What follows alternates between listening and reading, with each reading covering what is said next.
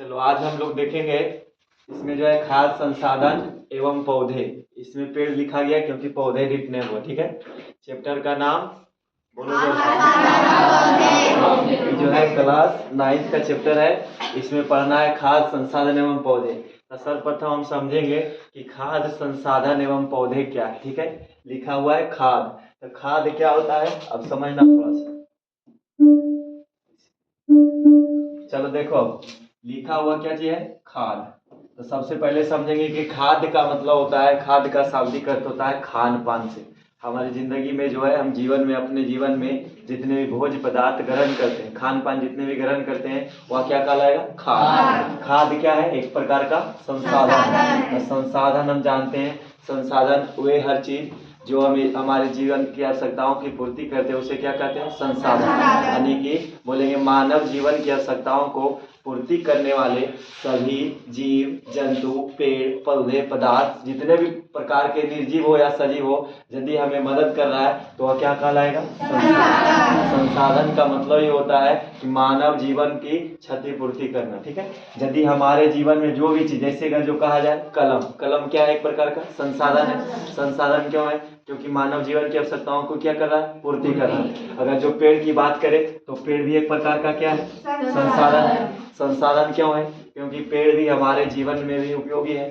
पेड़ हमें क्या देती है, हवा। नहीं ऐसा, पेड़ हमें क्रीम चौक देती है। पेड़ हमें सोचे लगा दे, वो सब सोचेगा कि पेड़ कुछ देता है, सोचो नहीं बोलो यहाँ। तब पेड़ हमारे जीवन के लिए उपयोगी है। तो इसीलिए कहा गया है कि खाद्य संसाधन। तो खाद्य संसाधन तो बहुत सारे हैं। खाद्य संसाधन जैसे पेड़ पौधे जीव जंतु भी हैं, लेकिन इसमें स्पेशल पढ़ना है खाद्य संसाधन किसके बारे में, पौधे के बारे में। पेड़ पौधे के बारे में पढ़ेंगे। इसी को कहा गया, इस चैप्टर का नाम इसीलिए रखा गया क्या चीज, खाद्य संसाधन। इसका मेन है समझना, पौधे का मतलब हुआ कि यदि किसी फिल्म का नाम रखा जाता है सड़क, तो उसमें दिखाएगा क्या चीज के बारे में, मतलब ज्यादातर अधिकांश बातें होगी किसके बारे में, सड़क के बारे में। लेकिन यहाँ चैप्टर का नाम है खाद्य संसाधन पेड़, तो इसमें ज्यादातर पेड़ पौधे पत्ती के बारे में चर्चा होगा। ठीक है, चलो आगे बढ़ते हैं हम। अब आते हैं टॉपिक पर। अब यहाँ से समझना है ये जो हमारा जो है चैप्टर है खाद्य संसाधन एवं पौधे। ठीक है, खाद्य संसाधन एवं पौधे। अब थोड़ा सा ध्यान देना। ठीक, इसमें जो है हमारा पहला देखो, इसमें समझ लो कि खाद्य संसाधन क्या है, कि मानव जीवन जो है, मानव यानी हमेशा सदियों से जो है पेड़ पौधे पर आश्रित आते रह रहा है। ठीक है, हमेशा पहले से भी उसके लिए जीवन जीने के लिए भोजन चाहिए, पोषण चाहिए। सजीवों के 5 लक्षण होते हैं मुख्यतः, तो चलन, पोषण, श्वसन, प्रजनन और वृद्धि। तो चलन का मतलब यदि एक जगह दूसरी जगह चल जाता है उसको चलन कहेंगे। पोषण का मतलब होता है भोजन, पोषण मतलब भोजन। तो इसका मतलब सजीव जो होगा, जितने भी सजीव है उनके लिए भोजन क्या है, जरूरी है। ठीक है, तो इसी में जो है खाद्य संसाधन। तो यहाँ पर जो लिखे हैं, अब पहले से भी मतलब इसके पहले भी मतलब सदियों पहले से भी मतलब भोजन पर आश्रित है, पेड़ पौधे पर आश्रित है मानव, अब भी आश्रित है। तो इसमें जो है ज्यादातर अब इसमें आएगा कि भोजन, अब मानव तो अपने से स्वतः बनाता नहीं है। अब इसमें जो है कहता है भोजन के लिए पौधों पर मानव की निर्भरता। मानव किस चीज पर निर्भर है, पेड़ पौधे पर। भोजन के लिए जो अपने पोषण के लिए पौधों पर निर्भर रहता है। ठीक है, पौधों पर क्या है, निर्भर। तो इसमें से आता है, हम सजीव बोलेंगे। सजीव 2 प्रकार के होते हैं। सजीवों के 2 प्रकार वर्ग में बांटा गया है। ठीक है, सजीव प्राणी कितने प्रकार के, 2 प्रकार के। एक का नाम स्वपोषी, एक का नाम स्वपोषी, दूसरा का नाम स्वपोषी। क्या होता है समझते जाना। स्वपोषी का मतलब जो जीव अपना भोजन, समझते जाना है, जो जीव अपना भोजन स्वयं बनाता है उसको कहेंगे स्वपोषी। स्वपोषी का मतलब स्व मतलब अपना, अपने आप से, यानी एक वैसा जीव जो अपना भोजन स्वयं निर्माण करता है उसको स्वपोषी कहते हैं। और यह स्वपोषी अपना भोजन कैसे निर्माण करता है, जैसे पेड़, जैसे कि एग्जाम्पल इसी को कहते हैं ऑटोट्रोफस। इसको क्या बोलेंगे, ऑटोट्रोफस। ऑटोट्रोफस इसको बोलते हैं, स्वपोषी को अंग्रेजी में। इसका जो है मेन उदाहरण क्या हो सकता है, पेड़ पौधे हो जाएंगे, पेड़ पौधे हो गया।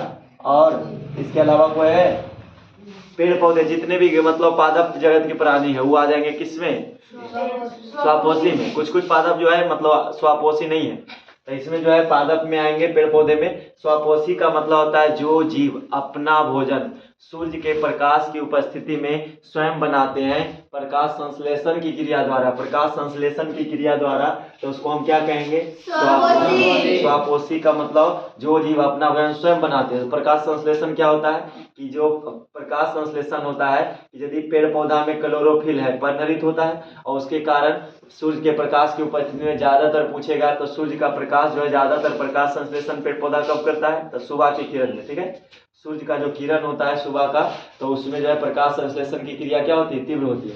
तो इसमें जो है प्रकाश संश्लेषण की क्रिया द्वारा पेड़ पौधा अपना भोजन क्या बनाते हैं? स्वयं बनाते हैं। इसीलिए इसको क्या कहा गया? स्वापोषी। तो सजीवों के दो वर्ग में बांटा गया मुख्यतः, पहला स्वापोषी और दूसरा परपोषी। परपोषी क्या होता है? परपोषी को परपोषी या तो बोलो हेटेरोट्रोफस की बोलेंगे हेटेरोट्रोफस। परपोषी का शाब्दिक अर्थ होता है कि जो जीव अपना भोजन स्वयं नहीं बनाता, मतलब वह किसी अन्य जीवों पर, जीव जंतुओं पर निर्भर रहता है, आश्रित रहता है, पेड़ पौधों पर आश्रित रहता है, वैसे सजीव को क्या कहेंगे? परपोषी। फॉर एग्जाम्पल के लिए देखा जाए तो परपोषी में कौन है? परपोषी में कौन है? मानव। मानव क्या है? परपोषी है। मानव परपोषी में है। हाँ, मानव क्या है? परपोषी। मानव किस पर आश्रित रहता है बताओ? हाँ, पेड़ पौधों पर। क्या चीज पर? पेड़ पौधों पर आश्रित रहेगा। ठीक है, मानव जीवन किस पर आश्रित है? पेड़ पौधे पर आश्रित है। ठीक है, इसमें बड़ा बड़ा जो है ना, हाँ आम का मैंगो वाला आम है, ये बनाना वाला देखो ऐसे। इसमें दो तरह का फल लगते हैं। ठीक, मक्खी बैठ गया होगा, मक्खी बैठेगा तो डिस्टर्ब होगा। चलो यार देखो, इस पर जो आश्रित है, ये जड़ है इसका। चलो तब मानव जीवन किस पर आश्रित है? और जीव जंतुओं पर भी। ठीक है, कुत्ता बिलाड़ ये सब पर आश्रित है। गाय पर, बैल पर। तो गाय हम बना देते हैं, देखो गाय है, क्या है? अब समझना आप कुछ। गाय के कितने सींग होते हैं? दो सींग। गाय के कितने नाक? गाय के कितने नाक? अरे 2025 का नया वर्जन आ रहा है गाय का, तो समझेगा था। जो गाय का नया प्रजाति पर बन पाए। ठीक है, ये साहिवाल है। कौन गाय है? साहिवाल, जो लगभग 2800 अपने पूरे जीवन काल में 2800 लीटर दूध करती है। 2800 लीटर साहिवाल है, ऐसा ही लगेगा देखने में। चलो इधर, तो इसका मतलब है देखो इसमें कहा गया है परपोषी। समझना है परपोषी की गाय बैल के बारे में। परपोषी समझो तो परपोषी का मतलब होता है कि जो जीव, जो सजीव या जीव बोलो, जो जीव अपने भोजन के लिए किसी दूसरे के लिए मोहताज रहते हैं। ठीक है, जैसे हम लोग क्या है, परपोषी एक तरह के माता पिता को अगर जो देखा जाए तो स्वापोषी तो नहीं है, लेकिन पेड़ पौधा माता पिता ही हम लोग के लिए, क्योंकि माता पिता रोटी बनाएंगे, कुछ करेंगे तो हम लोग क्या करेंगे? खाएंगे, उसका दोहन करेंगे, उसका हम उपभोग करेंगे। तो कहने का मतलब परपोषी का शाब्दिक अर्थ होता है एक ऐसा सजीव, एक ऐसा जीव जो अपने भोजन के लिए दूसरे के लिए मोहताज रहता है, दूसरे के जो राह देखता है, उसका जो है फल पकने तक इंतजार करता है। पेड़ पौधा देख रहा है कि अब फल लगेगा तो वो, इसको कहेंगे क्या चीज? परपोषी। परपोषी का मतलब जो जीव अपना भोजन के लिए किसी अन्य जीवों पर या प्राणियों पर, जीव जंतुओं पर आश्रित रहते हैं, वैसे जीव को क्या कहेंगे? परपोषी। कोई दिक्कत नहीं। अब अगला देखो यहाँ पर है, कहता है जैसे जैसे देखो मानव जीवन बढ़ते गया। ठीक है, तो धीरे धीरे क्या हुआ? जनसंख्या में वृद्धि होती गई, खासकर ज्यादातर बिहार भारत में। तो कहता है भोजन के लिए तो दुकान पर निर्भर है, भोजन की निर्भरता मानव पर पता चल गया। भोजन के लिए पौधों पर मानव की निर्भरता, मानव बहुत जो है आश्रित है पहले से। अब अगला हमारा टॉपिक है, तीसरा पॉइंट बना है जनसंख्या में वृद्धि। लगातार विगत वर्षों से देखा जाए तो भारत की जनसंख्या धीरे धीरे रोल नंबर 1 पर, पहले था रोल नंबर 2, अब भारत की जनसंख्या रोल नंबर 1 पर हो गई है। चीन को भी पीछे छोड़ दिया। सोच लो, भारत जो है जनसंख्या के मामले में चीन या पूरे विश्व को भी पीछे छोड़ दिया। ठीक है, 2024 की बात है, पहले तो 2 नंबर पर था, अब कई नंबर पर? 1 नंबर पर। सोच लो कि भारत ज्यादा किस काम में लगा हुआ है। ठीक है कितना विकास कर रहा है भारत? विकास कर रहा है? नहीं, भारत नहीं विकास कर रहा है। भारत जो है अगर जो देखा जाए तो पोल्ट्री फार्म नंबर 1 में है। ठीक है, बस ठीक है, हम तो एक हमारे, अरे हम देखो, हम 2 हमारे 2 पहले कथन था, अब क्या है? हम हम दो हमारे गिन लो, ठीक है, एक दूर चलेगा सब। तो वही देखो यहाँ समझो इधर, चलो इधर आओ। तो जनसंख्या में दिन पर दिन क्या होते जा रहा है, वृद्धि। तो जनसंख्या में वृद्धि का भी एक कारण है कि यदि भारत में जनसंख्या वृद्धि हो रहा है तो इसका मेन वजह क्या है कि वृद्धि होने का एक मकसद है कि या शिक्षा का यानी शिक्षा का अभाव है, या तो संसाधनों का अभाव है, या तो समझदारी नहीं है, इसलिए भी जनसंख्या वृद्धि होता है, ठीक है। अब जैसे पढ़ा लिखा इंसान नहीं रहेगा तो वही सोचता है कि जो भगवान दे रहे वो सब ठीक है, 10 गो 20 गो बाल बच्चा हो गया तो सीधे कहेगा कि भगवान दे रहे, ठीक है। क्या दे रहे हैं, भगवान दे रहे, तो हम की करें, मन्नत मांगा एक जगह। अब देखो बहुत बार ऐसा भी होता है अशिक्षा के अभाव में, मैंने शिक्षा नहीं है, ज्ञान नहीं है, पढ़ा लिखा इंसान नहीं है, तो उससे क्या होगा कि कहीं गया मन्नत मांगने, बेटा मांग रहा है कि हे माँ हे प्रभु हमें एक बेटा हो जाए। अब बेटा ना होके वो बेटी हो गया, अब बेटा के इंतजार में फिर अभी बेटी हो गया, फिर अगला बार इंतजार किया, फिर बेटी हो गया, लगातार 12 बेटी हो गया, ठीक है। तो 12 बेटी का जन्म हो गया तो क्या जनसंख्या में वृद्धि होगी, बिल्कुल होगा। तो इसीलिए ध्यान रखना पड़ता है। लेकिन अगर जो पढ़ा लिखा इंसान है तो शिक्षा माने शिक्षित व्यक्ति है, तो माता पिता शिक्षित है, तो वह क्या चाहेगा कि एक बेटा एक बेटी, बेटा बेटी में कोई फर्क नहीं देखता है। और वही शिक्षा के अभाव में क्या होता है, लगातार वृद्धि हो रहा है, तो जनसंख्या दिन पर दिन क्या हो रहा है, बढ़ रहा है। इसीलिए शिक्षा जरूरी है कि नहीं, हाँ बहुत जरूरी है। तो खासकर अगले पीढ़ी के लिए, भावी पीढ़ियों के लिए, मतलब तुम सब अगला पीढ़ी बनोगे, हम सब अगला पीढ़ी बनेंगे, तो इसलिए शिक्षा का अभाव से जानकारी रहेगा तो जनसंख्या पर क्या होगा, नियंत्रण, कंट्रोल करेंगे। सोचेंगे नहीं अच्छा बात नहीं, ज्यादा जनसंख्या बेकार है, ठीक है, संसाधन का अभाव होगा। अब यहाँ देखिए तो कहता है जनसंख्या में जैसे जैसे वृद्धि होती गई, ठीक है, जनसंख्या में वृद्धि हुआ तो क्या हुआ, अनाज की कमी हो जाएगी। अभी देख लो घर में मान लिया 4 सदस्य हैं, अब मान लीजिए 4 किलो रसगुल्ला आएगा तो कितना कितना केजी पड़ा, 1 केजी। अगर जो मान लिया 12 सदस्य हैं, माने घर में 12 मेंबर हैं, और उसके बाद 1 केजी रसगुल्ला आवे, पता चला एक से ज्यादा दो को मिला, 2 पीस ज्यादा हो गया, 2 को मिल गया, बस किसी का नाक में रह गया, किसी के यहीं गले में अटक गया, स्वादों ने पता चला कि क्या खाएं, ठीक है। एगो इतना खाया कि बोला अब नहीं खाएंगे। इसका मतलब क्या पता चला कि ज्यादा जनसंख्या होने से अनाज की कमी हो जाती है। तब लगातार विगत वर्षों से भी देखो तो जनसंख्या लगभग जो भारत की आबादी देखा जाए तो 100 करोड़ से ज्यादा है। 134 करोड़ तो 2020 के अंतर्गत था, ठीक है, 2020 की जनसंख्या के जनगणना के अनुसार 134 करोड़, अब 100 करोड़ से ज्यादा हो गया जनसंख्या भारत की। तो जनसंख्या में वृद्धि हुआ तो क्या भोजन में कमी होगा, अभाव होगा नहीं, यानी अनाज में कमी आ गया। अब देखो अनाज में कमी हो गया तो भारत की जो वैज्ञानिक है वो सोचे कि नहीं, जब जनसंख्या में वृद्धि हो गया तो इसके लिए क्या निदान किया जाए, इसके लिए कुछ उपाय किया जाए कि मतलब लगातार जो है जनसंख्या में वृद्धि हो रही है, अनाज में कमी हो रही है, अनाज स्वतः अपने आप कम जाएगा। यदि मान लिया जाए जनसंख्या में वृद्धि होगा तो अनाज तो अपने आप कम जाएंगे, खाने पीने का संसाधन कम जाएंगे, उपभोग के संसाधन कम जाएंगे, पढ़ने लिखने के लिए कॉपी नहीं ढंग से मिलता है। पहले देखो तुलना में कि पहले इतना मोटा कॉपी 50 रुपये मिल जाता था, अब इतना मोटा कॉपी खरीदोगे तो 100 रुपये के आसपास, 100 प्लस चल जाएगा। कहने का मतलब क्या हुआ कि जनसंख्या में वृद्धि हुआ तो खरीदने वाले भी बहुत है, पढ़ने वाले भी बहुत है। इसका मतलब है कि जनसंख्या का वृद्धि हुआ तो संसाधनों का क्या हो गया, अभाव। अब यहाँ पर कहता है जनसंख्या में वृद्धि होने से, ठीक है, जनसंख्या में वृद्धि होने से अनाज में कमी हो जाती है। अब इसीलिए वैज्ञानिकों अनाज की कमी हो रही खासकर, तो वैज्ञानिकों ने एक जो है पद्धति अपनाई, ठीक है, पद्धति क्या अपनाया, हरित क्रांति का। कौन क्रांति का, हरित क्रांति। इसको अंग्रेजी में बोलते हैं ग्रीन रेवोल्यूशन। क्या बोलेंगे, ग्रीन रेवोल्यूशन का मतलब, रेवोल्यूशन का मतलब क्रांति। क्रांति क्या होता है, नहीं क्रांति देखो 2 तरह का होता है, देखो गांव घर में चाची मौसी लड़ती हूँ, क्रांति अलग होता है, ठीक है, क्रांति का मतलब लड़ाई, और यहाँ लड़ाई हो रहा है कुछ और चीज का। यहाँ क्रांति का मतलब आविष्कार हो रहा है, कुछ पद्धति के बारे में जानकारी। यहाँ कह रहा है हरित क्रांति लाए वैज्ञानिकों ने, भारत के वैज्ञानिक क्या सोचे कि नहीं अनाज में कमी है तो हरित क्रांति का उत्पादन किया। हरित क्रांति क्या होता है कि फसलों में उन्नत बीज का प्रयोग करना, नए नए टेक्नोलॉजी का प्रयोग करना, ठीक है, जिससे क्या हो, अनाज में वृद्धि हो। तो उसमें क्या किया, हरित क्रांति लाए। तो हरित क्रांति लाने का क्या हुआ, प्रयास। तो हरित क्रांति होने का प्रयास जब हुआ तो इससे क्या हुआ, अनाज में वृद्धि हुई। और अनाज में जब वृद्धि होगी तो अनाज में जब वृद्धि होगा तो बताओ, जब मान लिया अनाज में वृद्धि हो जाएगा, अनाज में जब वृद्धि होगा तो क्या जनसंख्या पर थोड़ा कंट्रोल होगा कि नहीं, हाँ। और कहा हाँ, अनाज में वृद्धि करेंगे जनसंख्या कम जाएगा, नहीं कमेगा। लेकिन जो है खाद, जो खाने में जो अनाज कम रही है, क्या उसका पूर्ति हो पाएगा कि नहीं, क्षतिपूर्ति हो जाएगा। मान लिया जाए कि पहले देखो ये मान लो ये प्लॉट है, खेत है, इसमें धान की बुआई हुई है, ठीक है, ये सब धान है, ये सब क्या है, धान है। अब तू कहेगा ऐसा अरे नया किस्म का धान है, ठीक है। अब गेहूं का सीजन है। अब गेहूं सीजन है, हम धान पढ़ा रहे हैं, धान और गेहूं कुछ सीजन की देखना है।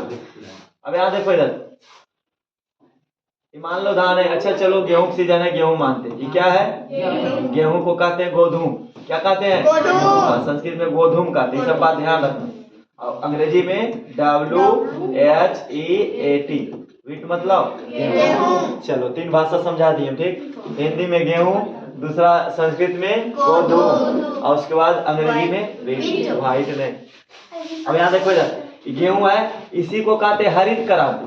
हरित क्रांति क्या होता है, हरित क्रांति का मतलब होता है कि फसलों में वृद्धि, फसलों में वृद्धि। क्या हुआ कि वैज्ञानिकों ने सोचा कि नहीं जनसंख्या ज्यादा है, तो इसके लिए नियंत्रण के लिए क्या करें हम, थोड़ा अनाज में वृद्धि कर दें। अनाज में वृद्धि कैसे करेंगे, तो पहले जो है बैल से होता था खेती, हर बैल लगा करके जुताई हुआ तब खेती हुआ। पहले निराई होता था हाथों से, उसके बाद मशीनों का उपयोग होने लगा। दिन प्रतिदिन बीतते गया, अब देखो हार्वेस्टर आ गया है। पहले कटने के लिए आदमी लगे रहते थे, उसमें महीनों बीत जाते थे।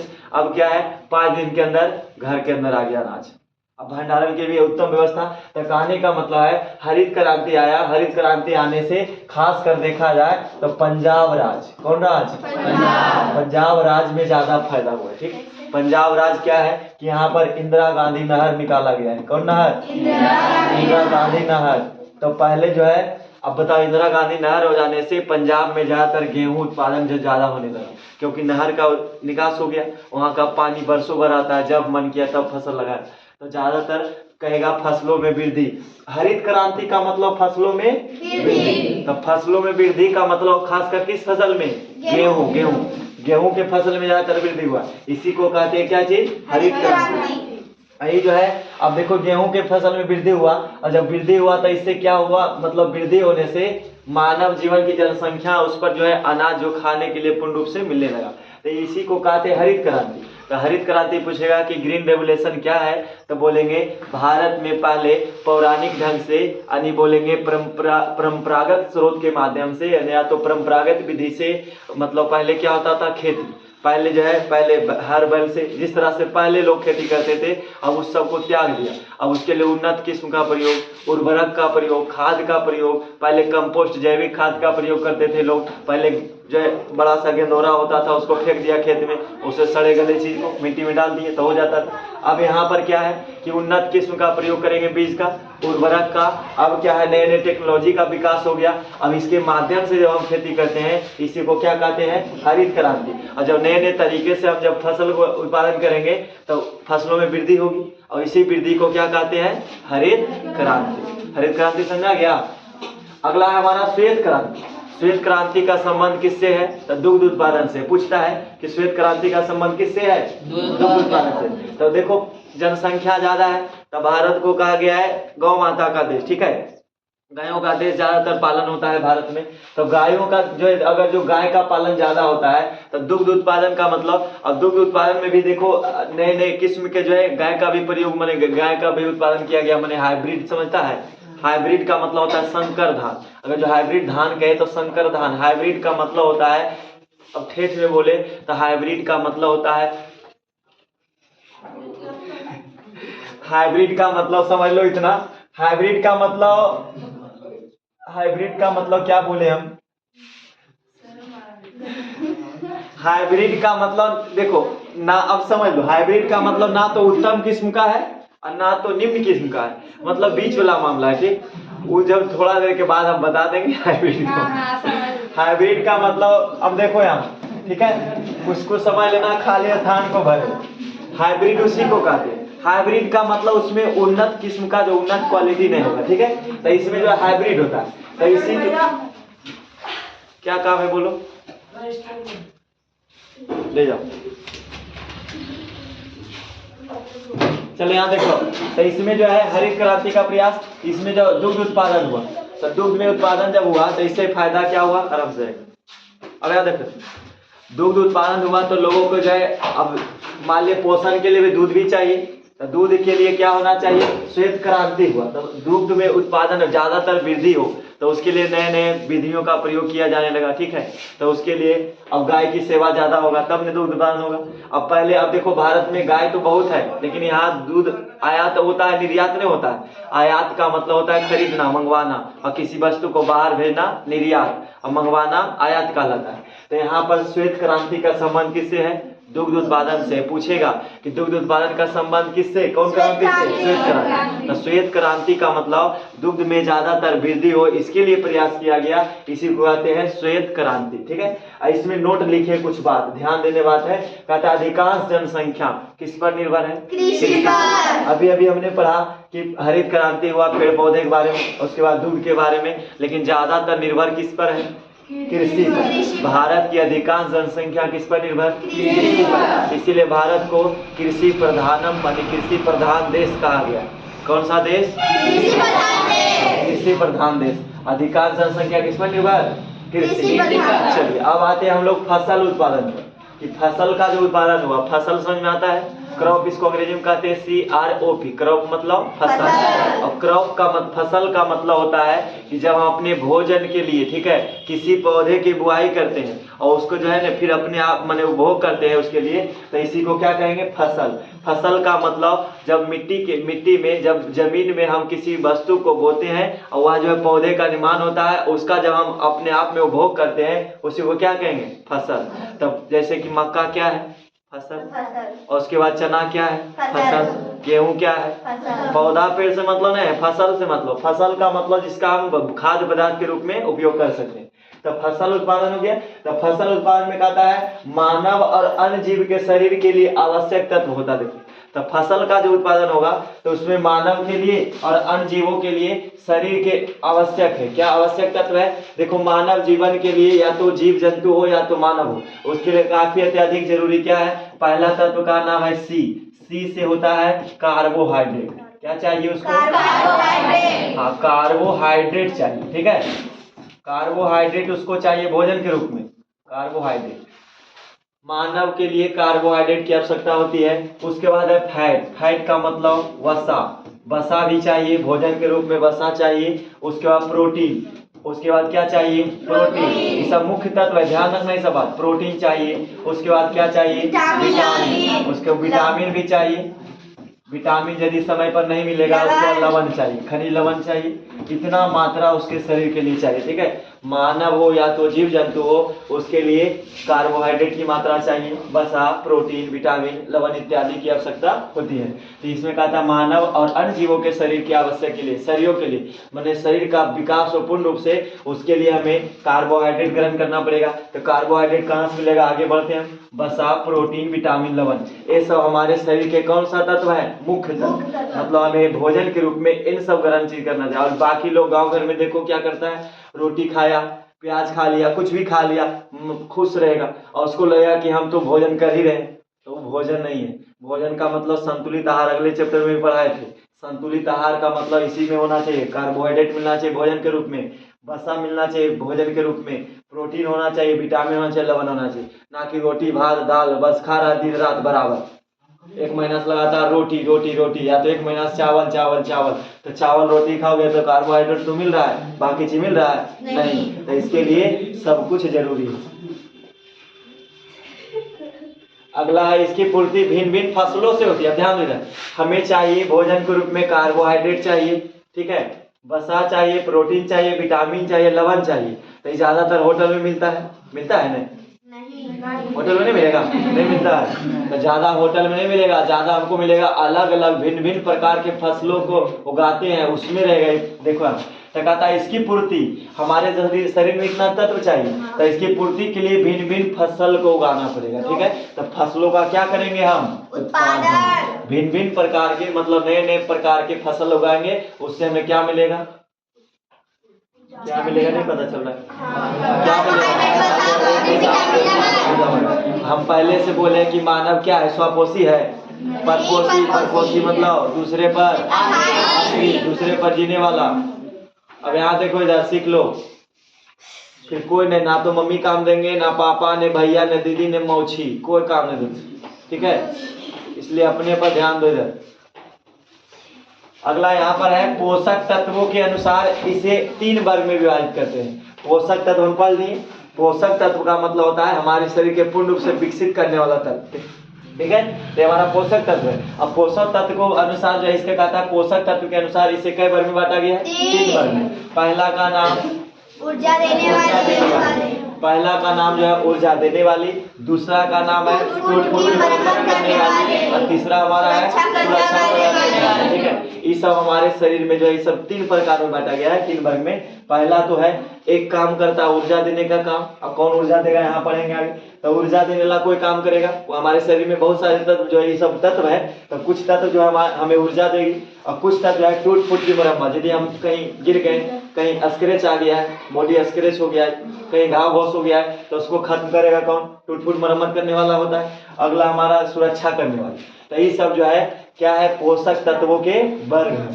तो कुछ वर्ग में आते हैं ऊर्जा देते हैं। अब इसमें आता है कार्बोहाइड्रेट। तो कार्बोहाइड्रेट का मुख्य स्रोत हमने अभी अभी पढ़ा कि हमारे शरीर के लिए कार्बोहाइड्रेट की भी आवश्यकता होती है। पोषक तत्व मुख्य रूप से कौन है? कार्बोहाइड्रेट। तो कार्बोहाइड्रेट का मुख्य स्रोत, तो मुख्य स्रोत का शाब्दिक अर्थ होता है कि हमें कहाँ से मिलती है, ठीक है। अब देखो यहाँ, तो पहला जो है कार्बोहाइड्रेट मिलेगा चावल से। यदि हम चावल को ग्रहण करते हैं, चावल खाते हैं, तो क्या मिलेगा? कार्बोहाइड्रेट। चावल का मतलब भात पका के, चावल नहीं चिबाना है। तो चावल हो गया। अगला है गेहूं खाएंगे। और गेहूं कैसे खाएंगे? डायरेक्ट पकवान बना के, रोटी बना के, ठीक है, कुछ ऐसा चीज बना के, तो उससे क्या मिलेगा? कार्बोहाइड्रेट। अगला हमारा है मक्का। मकई जिसको कहते हैं, मक्का हो गया। तो ये सब खाएंगे। अब मक्का की रोटी नहीं खाना चाहता है बहुत लोग, अब तो बैल गाय खाता है, बैल गाय खाएगा, बकरी सब खाता है। आदमी के अब तो आदमी के लिए क्या चीज? Burger favourite. अब देखो मुख्य स्रोत पिज्जा, बर्गर, समोसा, ठीक है, चाउमीन, ऐसा जी, बिरयानी, और ऐसे मंचूरियन, हाँ, यही सब फेवरेट भोजन हो गया। इसीलिए हम लोग बीमार ज्यादा पड़ते हैं, ठीक है।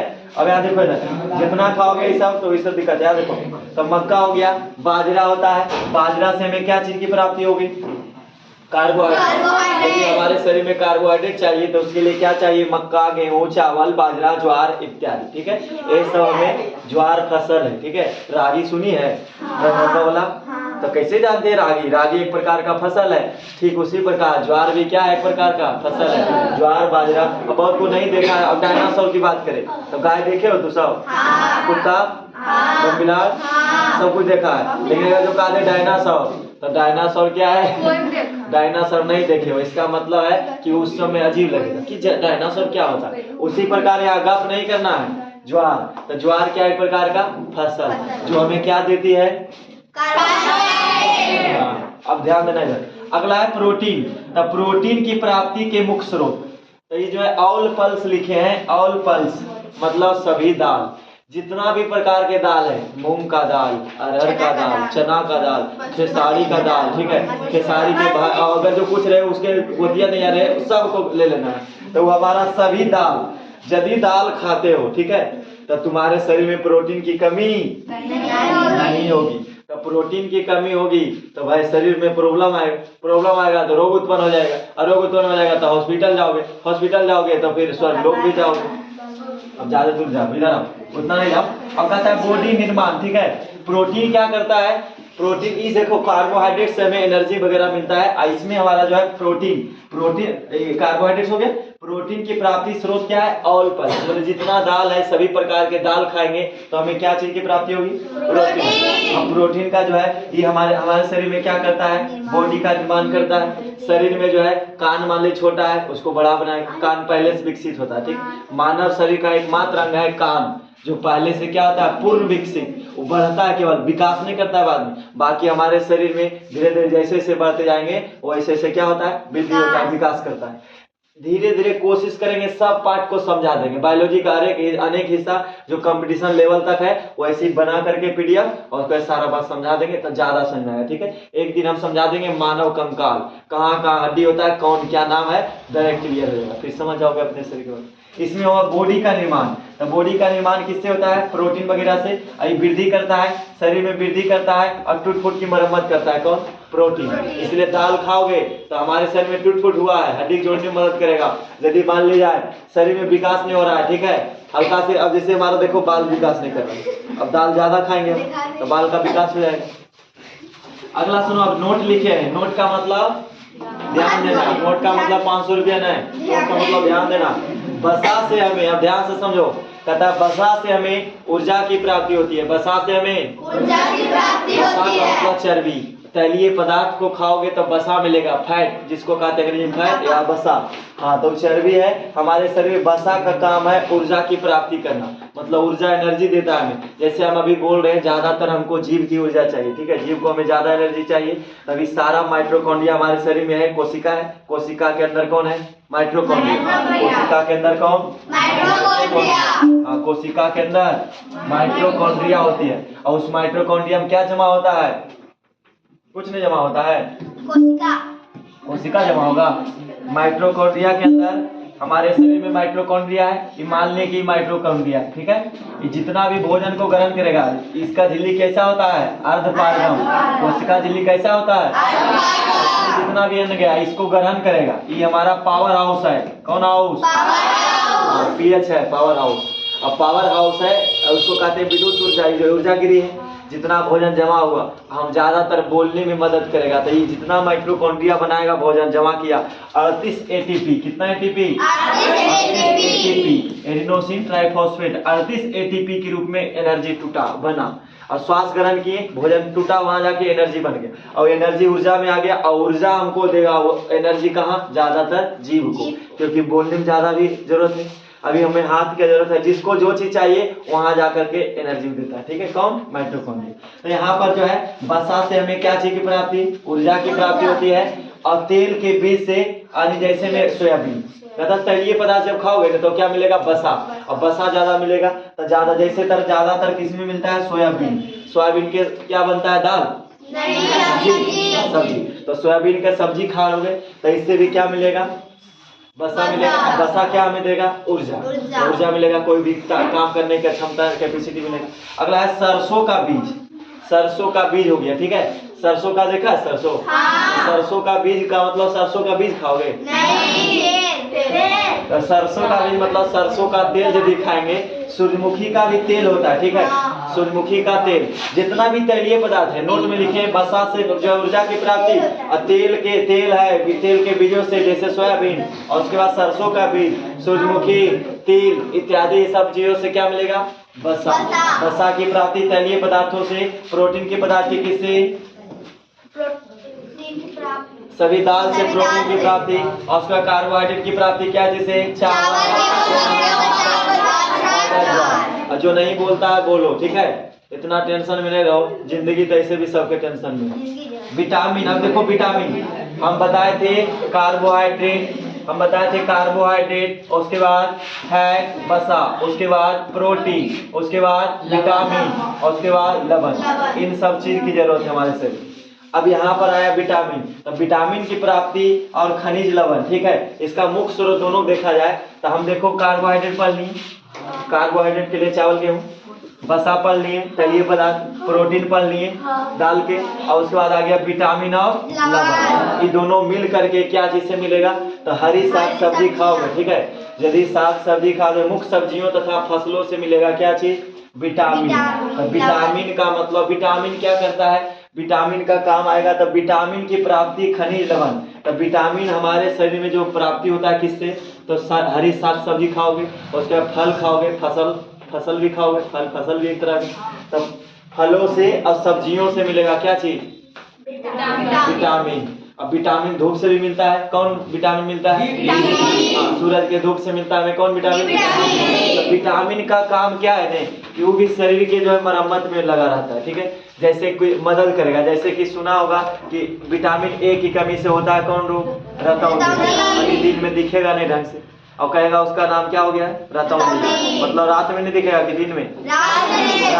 जैसे सूरज ढलता है उसके बाद उसको दिखना बंद हो जाएगा, उसको कहेंगे रतौंधी, ठीक है। तो विटामिन ए की कमी से रतौंधी, विटामिन बी की कमी से बेरी, विटामिन सी के अस्कर भी रोग हो जाएगा, माने चर्म रोग हो जाता है। तो ये सब विटामिन की कमी से होता है। तो इसलिए हमारे शरीर में विटामिन की कमी ना हो, इसके लिए हम क्या खाएंगे? हरी सब्जी खाएंगे, और क्या खाएंगे? फल। फल खाते हो टाइम टाइम पर? हाँ। गरीब घर में फल यदि जा रहा है तो समझना कि वो बीमार है, ठीक है। हाँ। यदि किसी के गरीब घर के यहाँ फल गया एक आध दिन अचानक, या तो अनार का जूस जा रहा है, तो समझ लेना वो क्या है, बीमार। अगला कहता है जानवरों के लिए, ठीक है, जानवरों के लिए चारा फसलें होती है। इसमें एग्जाम्पल में आएगा, सुडान आएगा और कुछ कुछ है इस तरह से। तो कहने का मतलब है जानवर के लिए चारा फसलें होती है। चारा फसल सुना होगा कि जो स्पेशल जानवर के लिए बुआई होता है, सुना है, जो एक घास होता है जो केवल किसके लिए, जानवर के लिए। फसल तो है लेकिन वो स्पेशल किसके लिए, जानवरों के लिए। तो ये हमारा हो गया, इतना था इसमें पढ़ना। एक बार थोड़ा से देख लेते हैं।